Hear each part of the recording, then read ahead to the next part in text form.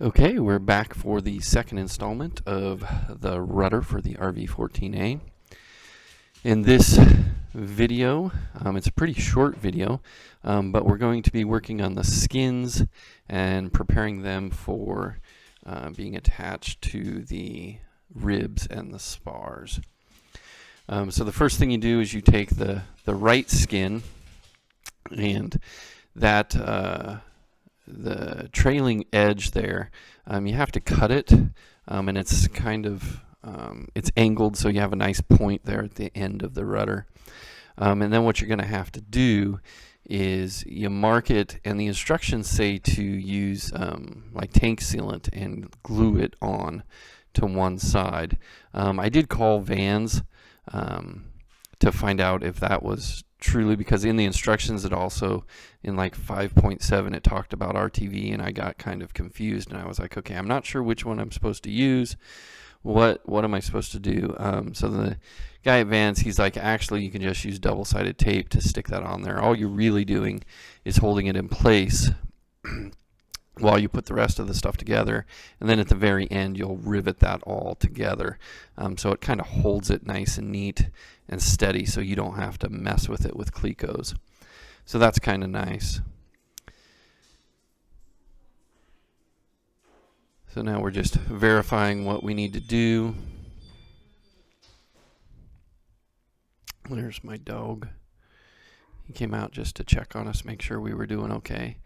When Gran isn't around, the dog is in charge, and he lets us know what we're supposed to do. So here I am. I'm going to trim that piece up, cut the angle at the top, because the top gets a little bit of an angle. File it down a little bit so it's nice and smooth. And then we'll mark it on the other side. At this point in building this, I don't think I knew about the double-sided tape, so I was still wondering, oh, what am I supposed to do? So we did mark the both ends, and in the instructions it talks about scuffing the skin where the trailing edge is going to be attached with the tank sealant. But if you use double-sided tape, it's not like double-sided tape is tank sealant, so you don't really have to scuff that edge when you do that.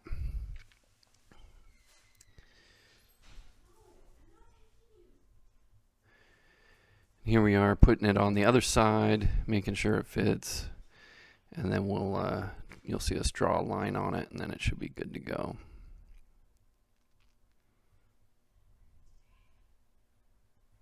There's Brad drawing a line.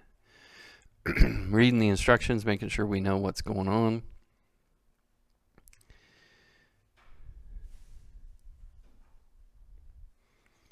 Making sure we have all of the pieces we're supposed to have and where they're supposed to go.